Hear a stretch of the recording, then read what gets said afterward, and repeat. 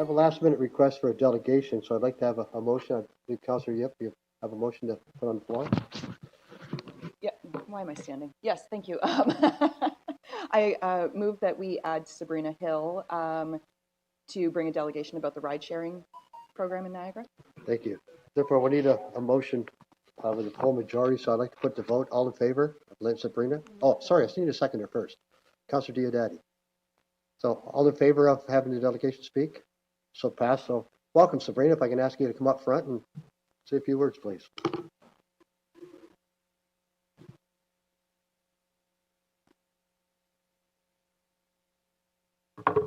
Good morning, everyone. I wasn't ready to start right away. My engine is still slowly. I don't drink coffee, so I'm a slow morning person. Through you, Mr. Chair, my name is Sabrina Hill. I'm a resident of the city of St. Catharines, and I want to thank the Corporate Services Committee for allowing me to be added as a delegate. I'm speaking before you today about agenda item 5.3, specifically the amendments to vehicle for hire and business and adult entertainment parlor bylaws. More specifically, the changes to the TNC bylaws. If the chair will indulge me a moment to share a story. Earlier this summer, two women, one from Australia, one from England, got into an Uber in Niagara Falls, and they had requested to be driven to Niagara-on-the-Lake, downtown, the historic district, one of the most beautiful places in our region. And they get into this TNC, this Uber vehicle. They're driving along the Niagara Parkway, one of my favorite places in the region. And as they're winding through the Niagara Parkway, the Uber driver makes a hard left towards the U.S. border and pulls up to the Canadian side of the U.S. border and asks the riders, the passengers, to exit his vehicle. With some difficulty communicating, he informed them that this is Niagara-on-the-Lake and that they have reached their destination, the U.S.-Canadian border, which, as all of you know, is nowhere close to the historic district of Niagara-on-the-Lake. They tried to communicate with him that this is not their destination. Both of these women were frequent visitors to Niagara region, specifically Niagara-on-the-Lake.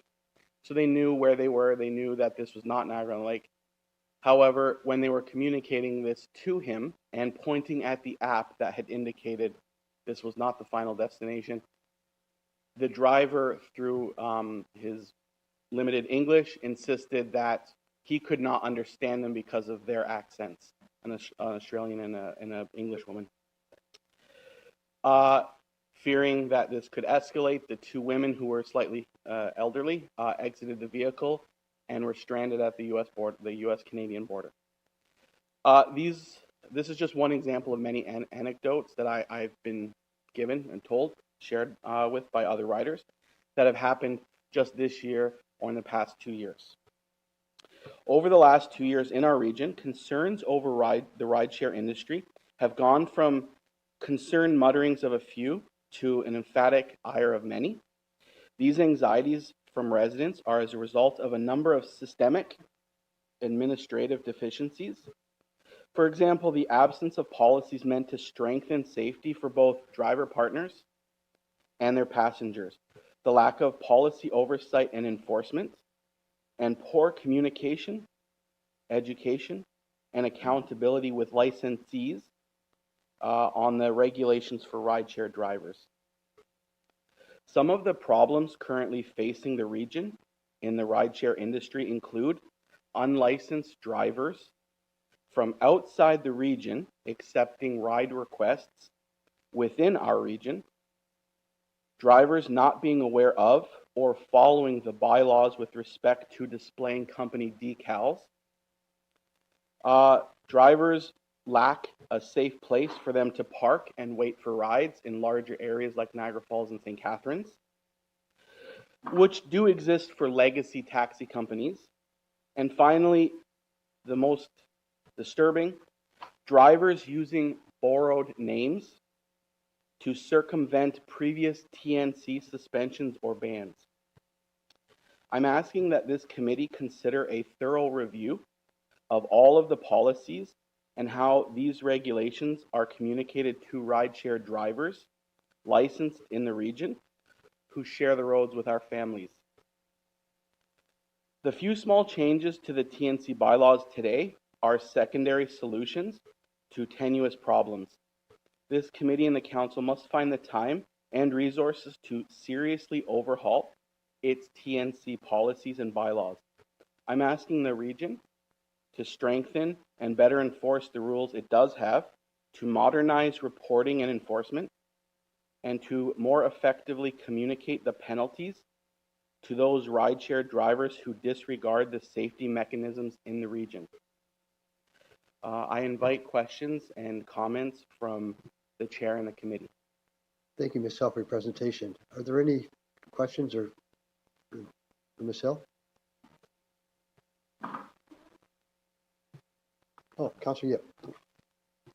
Thank you, through you, Chair. Thank you for your presentation, Ms. Hill.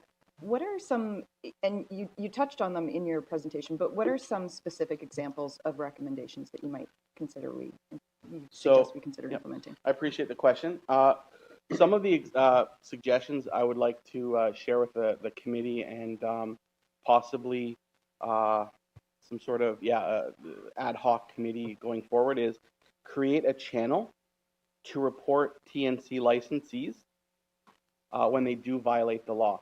Right now, currently, it's difficult or not particularly easy to report a rideshare driver when they violate the rules. Most of the onus is on the passenger to report through the app.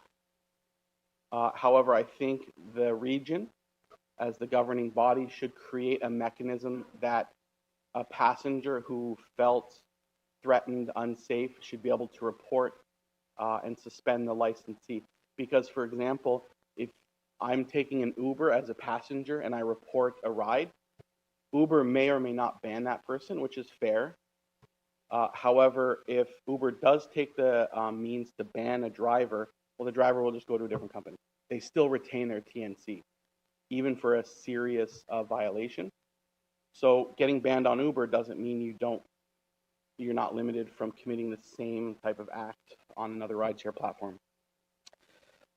Education for both passengers and riders as to what the rules are. Require TNC company decals on both front and back passenger side of vehicles, which is not the case right now. Strengthen residency requirements for TNC licensees. I mentioned this a little bit earlier in my speech. Right now, if you want to apply for a TNC, a rideshare license, it says that you have to reside in the region, which is a great rule, by the way.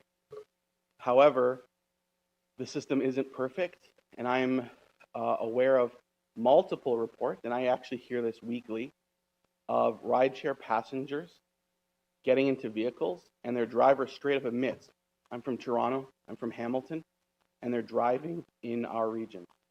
Now, if you get a ride request from Toronto to Niagara Falls, because you're going to the casino, that's fair. The driver is licensed in the municipality of Toronto. They drive. They're supposed to drop the passenger off and return back to Toronto. Because of the glitch, drivers are able to pick up rides in Niagara and drive them from Niagara Falls to Thorold to wherever. So I'd like to see the region strengthen those rules. There are some other examples. Strengthen the penalties for TNC violations.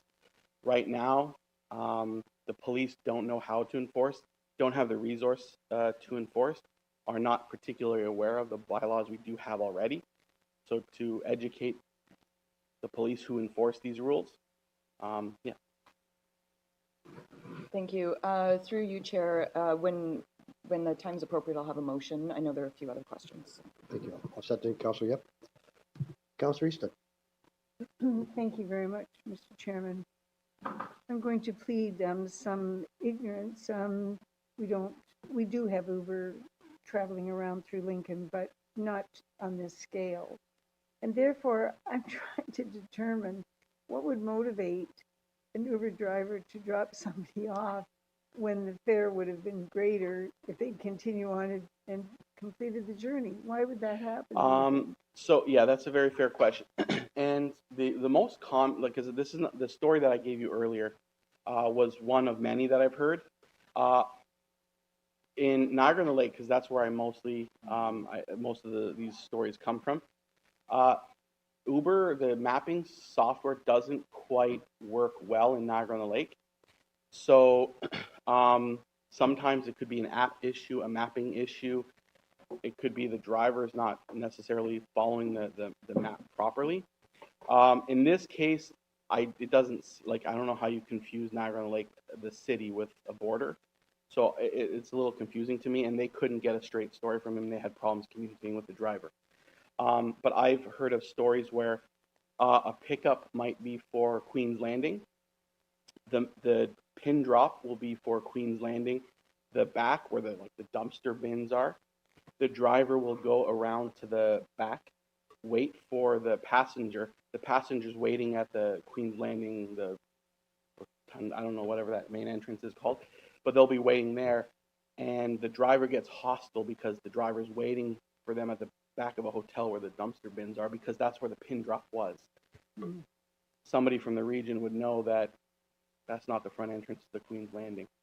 Yeah, so, and I suspect that there are a lot of questions about the rideshare industry, because most people as drivers, they don't know how the system works. It's a little bit opaque, the system itself. So I understand the question. So I think it just reinforces your point around familiarization for sure. Mr. Chairman, through you to the presenter, Sabrina, do you, you were talking about a channel to report. And I think that's, certainly something that needs to happen pretty quick. In this case, in these cases, as you hear them, is it not possible for them to report immediately due to the lack of identification in the vehicle? Is that what limits them now, or is not it just nowhere to report? for two reasons. First of all, it's the culture of the app. Okay, so for example, when people use Uber, by the way, this is just a question. You don't necessarily have to raise your hand, but who here has used Uber? Yeah. Okay, actually, that's a considerable number. In the region, it's mixed, because we have some very large communities like St. Catharines, Niagara Falls, Niagara on the Lake, which has a large tourism, and then we do have smaller communities. And in Lincoln, for example, it can be spotty, the service. I've used it in Ottawa. It's convenient, especially in Ottawa. Yeah. Convenient. So with the culture of Uber, people will just, they request their Uber ride.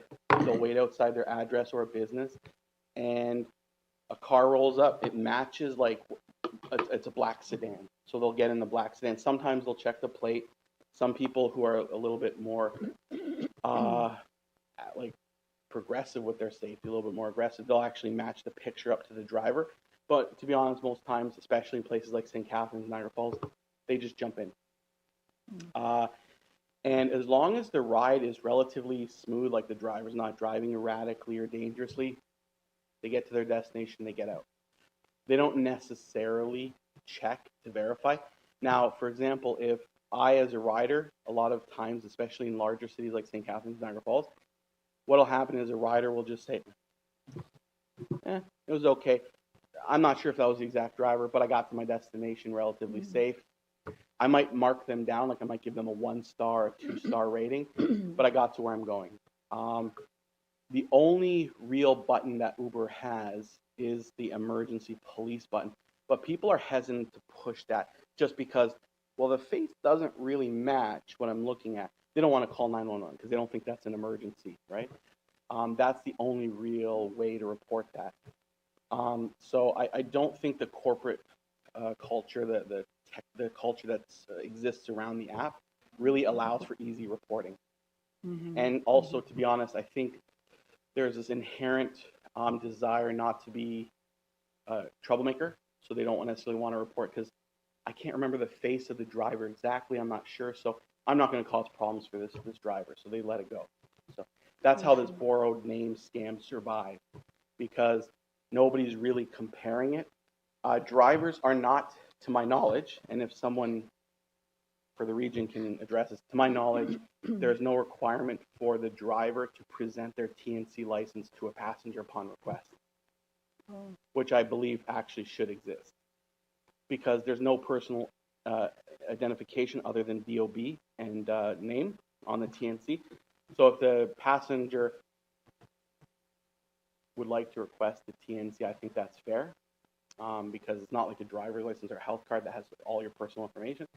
But that's another option that would exist, I think. Thank you very much. Thank you, Mr. Councillor Easton. Chairman. Move on to Councillor Diodati. Thank you, Chair. So a couple of questions.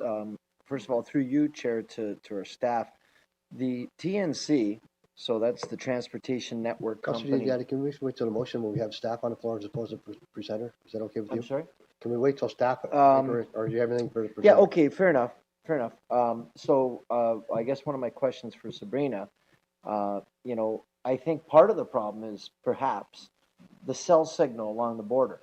So if Yes, you've that got is a problem, someone yes. that's using exclusively GPS, and, you know, I drive that route often, Mhm. and you lose your signal or you Me too, bounce yeah. to Verizon or Yeah. whatever the case is. So if you're on GPS, you could easily be sent in the wrong direction. As soon as it craps out, you don't know where you're going. Yep. So perhaps that's going to be a localized problem here along the border. Yeah. And I don't know how you regulate something like that. I mean, that amounts in the end to poor customer service and a breakdown of technology. But I don't think you can regulate or license something in that case. That example you used, I don't know, pretty ambiguous about why it happened. So No, I that understand. I don't think is an example that would make me to do anything. I think that's just a concern, perhaps, with someone using GPS that wasn't functioning. No, yeah, so I absolutely, I have the same problems. I'll get messages from Bell saying that I'm roaming when I'm downtown Niagara Lake or along Queens Royal Park or whatever. Now, in this particular case, the riders did indicate when they looked at the driver's app, which was in plain sight, kind of center console, the Uber app, when a driver is driving, it's given them instructions on how to get to where they're going. They could see the driver's phone, and it had indicated to keep going along the Niagara Parkway to downtown. So in that case, because I asked them that, I said, did this cell drop out? Not necessarily because of the American issue, but I said, did the system freeze? Because that happens from time to time, and you can't regulate, you can't demand Uber be perfect all the time. In this case, they saw that the app was indicating to keep going along the parkway when the driver made that hard left to go up whatever that road is between Brock Monument and the bridge. So I'm not asking that Uber be perfect 100% of the time. I just would like to see some overhaul to make it a little bit easier for riders and drivers to be safe in their vehicles. So Councillor Diodati, keep your other questions till we get the motion, be appreciated. Then move on to Councillor Edgar.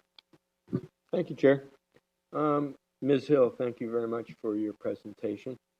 I have no doubt that there's a lot of inadequacies, in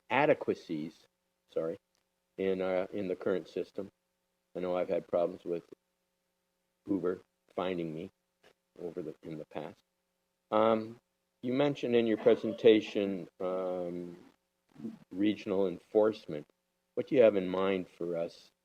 What could this council, what kind of enforcement do you see this council?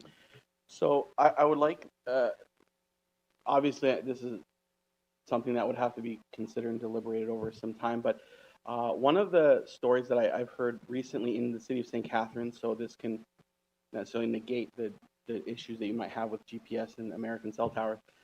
One of the, I don't like this word, but scams, one of the scams going around Uber that does exist both in Canada and the United States is drivers will cherry pick their locations or wait for the $5 cancellation fee. So let's pick the Fairview Mall because this story is about the Fairview Mall. A rider was waiting at one of the entrances for Fairview Mall. It's obviously a big mall with many entrances and exits. They were at one particular one, and they informed the driver, I'm at this exit. The driver went around, and you can see the driver's vehicle in real time, easier than you can see where the passenger is in real time. The vehicle was on the other side of the Fairview Mall. That initiates a countdown, and you have 5 minutes for the driver and the passenger to connect. After 5 minutes, the driver is entitled to a $5 cancellation fee automatically. So what drivers will sometimes do is they'll purposely drive to the wrong entrance or exit. And when the passenger is communicating to the driver through their in-app messaging service, the drivers, I'm at this entrance, and the passenger, you're clearly not. That's where I am. And they'll move around, they'll circle around to a different entrance. This is to cover themselves, to give themselves some sort of plausible deniability in case Uber investigates. No, I was driving around. The passenger kept saying they're at these different entrances. They weren't there. And Uber will sometimes refund the customer, sometimes not. Depends on how good the driver was at covering the tracks.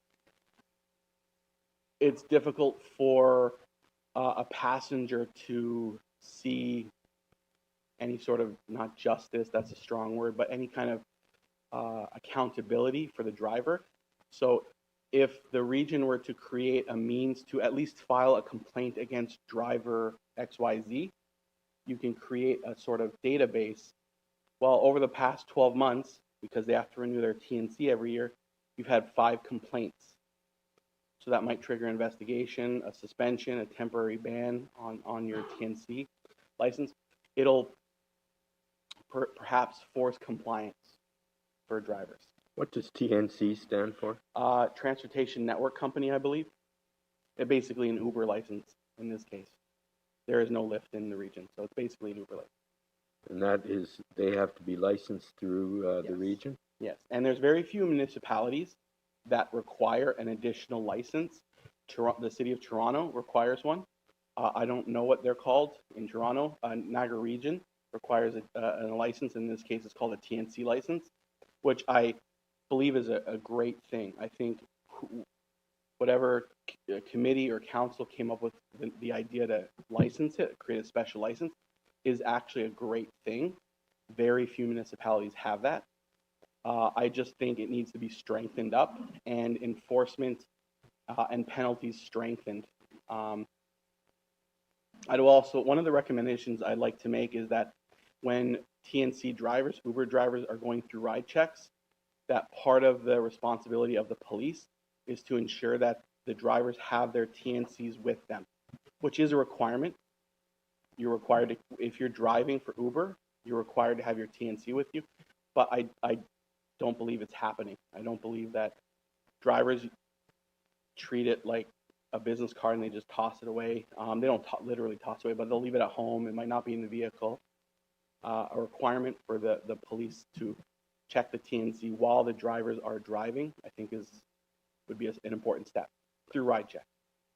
I'm not sure how much we can do to help, but I'll certainly second this motion, support this motion, so that we can at least get a staff report and see what. That's all I'm asking at this stage. Yes. Thank you. Thank you.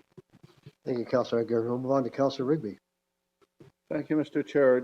I do have a question or two, but I want to know, are you going to deal with this motion coming forward under CSD 4, or are you going to take it as on other business? We'll move it up to correspond with the presentation. After this, we'll get a motion, then we'll have staff speak Because on it. this really, the request is quite different than what we have in front of us in the recommendation.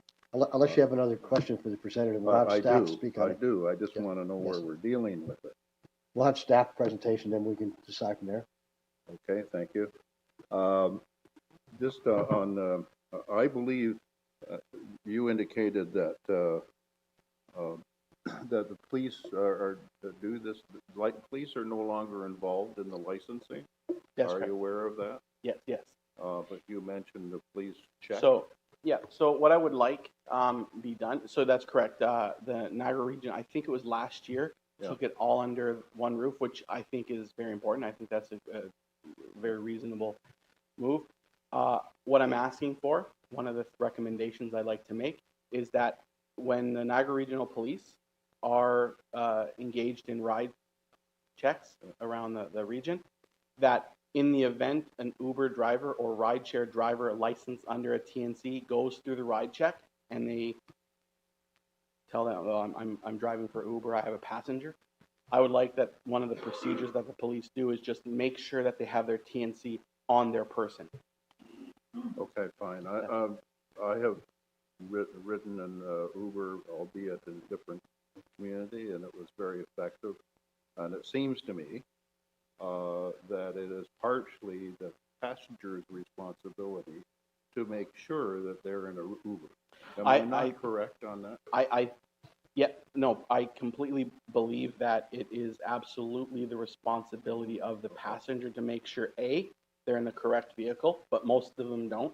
They just jump in, they see black sedan, it's a black Toyota, I'm getting in the black Toyota. But I wish passengers took their safety and played a more active role in it, absolutely.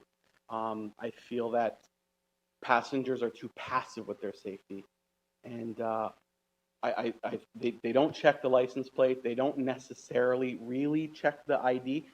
And one of the practices that I do when I take Uber is, as I'm waiting for the Uber to approach, I read the profile of the passenger. I might ask them some probing questions in a friendly, non-confrontational way to see if their answers match up with the profile.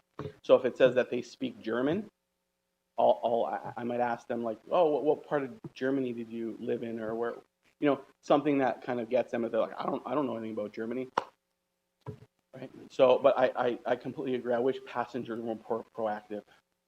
Just a very quick last question. Would you be willing to serve on the committee that would help develop?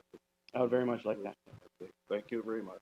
Now, I just want to follow up. Generally speaking, I'm not trying to slam Uber. I think it's a great alternative, especially, again, Niagara on the Lake.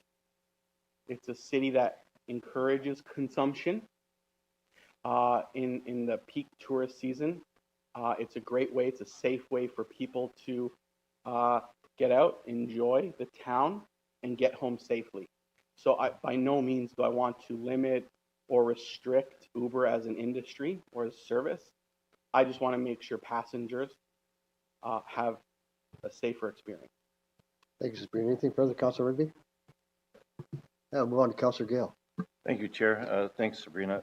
Just to make you aware, the police no longer do blitzes or check on this. Oh, I apologize. I didn't know that. Well, you don't have to apologize. This is what changed last June. It's all in the hands of the region, and we had a motion 4 months ago, to hire some full-time people on regional bylaws to do this. Now, if the police get a complaint, they will go there, get the information. They're not just going to say goodbye, but they aren't doing blitzes that way. A question to you through the chair. Have you contacted the gentleman here from Waterloo, I believe, that's running the licensing now while we're setting up these committees that is on the agenda today? Have you contacted So I don't believe I have spoken to him. In the past, this was not, I was going to say last year, it was 2 years ago. I had questions about this because I've been hearing concerns for almost 2 years now. And approximately a year and a half ago, so this might have been predating his employer, I don't know. But approximately a year and a half ago, I did call the region to find out what rules and regulations exist. I spoke to 2 different people, and I had 3 different answers. Councilor Gale, I think these will be covered in our staff report coming up under items of consideration. whether she contacted? No, our staff will. Okay, and I appreciate that. Thank you. So I think because the industry is so new and it's changing and evolving, I think that it's difficult for a government to kind of play catch up. So that's one of the recommendations I would is that whoever is responsible for TNC, that they make it easy for drivers and riders to get information about what are the rules, what are the regulations, what are the responsibilities. And thank you. And through you, Chair, one last comment to you is that I was chair of licensing when I was chair of the police up until a year ago last December, and I only had 2 complaints about Uber that whole time. So your friends are not calling at that time. You said and they're you've still had it not for 2 years. And they're not calling people. They're still not. Yeah. Okay, I get you on that. I absolutely agree. So every time they have to come forward with their stuff. Yeah, and every time someone's complained about an Uber, because it's almost always Uber, because Lyft doesn't exist in the region. Whenever I've heard of complaints about Uber, I'll ask them, did you call the police? 100% is no. Did you call the region? I believe, if memory serves, it was 100% no. Sometimes they'll say, well, I called Niagara City Hall, I called St. Catharines City Hall. But they just defer it back to the region. So that's why I would like an easier reporting system, something that's Good. landed on the homepage that, you can report X, Y, and Z. Great. Yeah, again, it's the onus of the passenger to report, and they're not. Yep, thanks. Thank you, Councilor Girl. Are there any other questions to the presenter? Being said, none. Thank you, Sabrina, for great Thank you very much, recommendations. So we'll move on to items for consideration. Sorry. Councilor, you have a motion to put forward? Yeah, I mentioned that I had a motion, and just for clarification, this motion has nothing to do with any of the reports that are currently on the agenda, so whether we address it now or under other business. And the motion is seconded by Councillor Edgar as well, that staff return to the May 13th Corporate Services Committee meeting, having completed a thorough review of all of the policies related to ride sharing and vehicles for hire, and bring recommendations about how those regulations can be better communicated to rideshare drivers and vehicles for hire licensed to deliver service in Niagara, including regulations with respect to driver and rider safety. So again, that's requesting a report for the May 13th Corporate Services Committee meeting. If at that point staff thinks that there's need or desire for a committee of citizens to help work on this, I think we can address it then. I don't know that that's... Councilor Yip, are you okay to put that under other business so we hear from staff under item 5.3? Yeah, whenever. That's fine, just so we can get a response back from staff, see where we sit at present. Yeah, and Councillor Thank Edgar is seconding the motion. Thank you.